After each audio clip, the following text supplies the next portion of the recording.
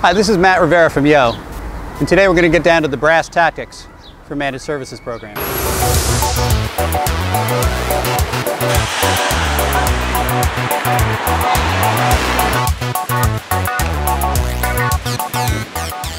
Today we're talking about how a managed services program, the management of contingent labor or other workforce services, evolves over time. Get it?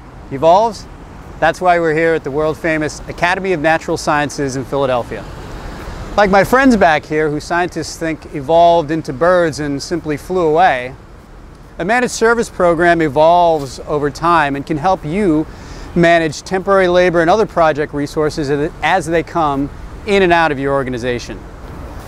Today, we're going to show you how some of the major steps that we typically see in managed staffing programs evolve over time. We'll call these the three isations in the evolution of your managed services program. So we have centralization, optimization, strategization. Okay, I know that last one isn't really a word, but hey, we're trying to make it all fit together. So it's just important to note that these are milestones that are not absolute. They can evolve over time. It's just how your program evolves from the early days, from maybe the Wild Wild West into a structured program. We're going to go quickly through these and give you an idea what to expect if you're embarking on a managed staffing program, and so you can see where you can take it in the future. So let's begin with where most managed staffing programs start out. So most contingent labor programs start out as the Wild Wild West. That is where any hiring manager can hire anyone they want. Processes vary by location or even within a location. So why is this bad? Well, you have all of these situations going on with disparate processes, complete lack of visibility and controls, risk is high, and the costs are not managed. As this graphic illustrates, you may have many different organizations within your company purchasing temporary services. So they can follow different processes, use different suppliers, and are probably not worried about things like workers' compensation insurance or screenings that are done for workers coming into your organization. So the first thing to do is to centralize the process and the procurement of temporary labor so that you have some control and some idea of what's going on.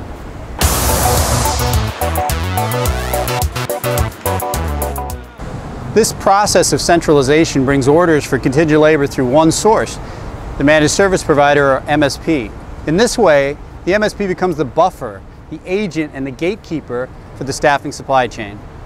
The process gets standardized and suppliers are now identified and managed as they do business with your company. Good stuff, right? Well, the challenge is in the change management. This means reining in your suppliers to be part of the program. It also means reining in your hiring managers. But the benefits are that you now have visibility into your spend, who your suppliers are, and how and where they're being utilized.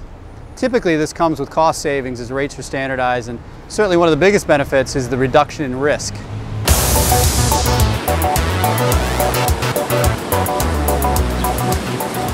So now you have a managed staffing program, and you probably even save some money in the first year by standardizing rates, suppliers, or both. Great job. But where do you go now? And if you've gotten this far, you know it's not child's play. You may feel like you're splashing around in the deep end, but let's talk about optimizing your program. This is about making the program work better. It was probably a lot of work to get things centralized, and many companies find the first year savings to be significant. But once you've done that, you really need to turn your attention to making the program work on all levels. By this, I mean managing the staffing supply chain better so that you can have satisfied internal customers. Your hiring managers, your project managers. This can really be focused in 4 different areas: supplier optimization, performance metrics, best practices, and other services or locations that you can bring into the program. Supplier optimization is all about making sure you have the right staffing suppliers in place for your specific needs. This includes the right number of suppliers and the right kinds of suppliers. Typically, a company will start to tier suppliers over time. That means they decide which suppliers are at the top level and perform the best. Then there are other considerations such as niche suppliers and diversity suppliers. The key is to get the right mix, and remember that mix may change over time. Now, performance metrics should be established for all suppliers to ensure that they are performing both on a quantitative basis, that means being responsive with enough candidates, and most importantly, on a qualitative basis. Are they providing good candidates? Are they filling jobs? So establishing things like benchmarks and scorecards will tell you if your staffing supply chain is indeed performing. Employing best practices is a matter of leveraging the experience of your MSP to make things more efficient or to better utilize your staffing resources. Every managed service program is different, and to get the most from your program, you'll likely need the help of someone who's been through the ups and downs before, and that should be your MSP partner.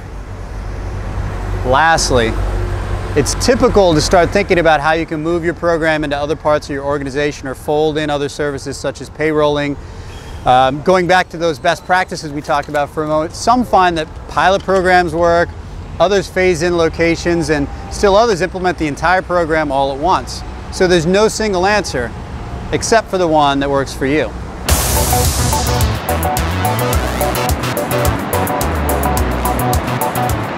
So now we're at the strategization level, or let's just call it the strategy to continue to improve your program.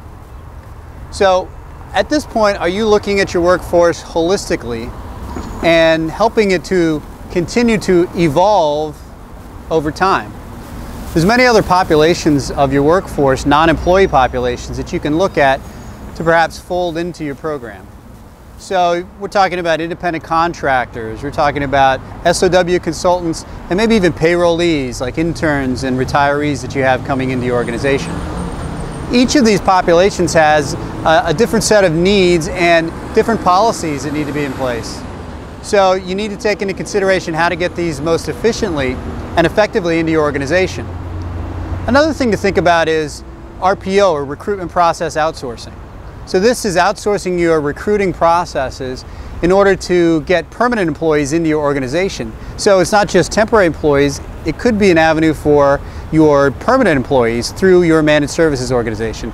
And there's lots of reasons to fold those two together. Lastly, you might want to think about your HR processes and your HR managers. What do you want them focusing on? And could outsourcing help them to focus on more strategic things for your organization?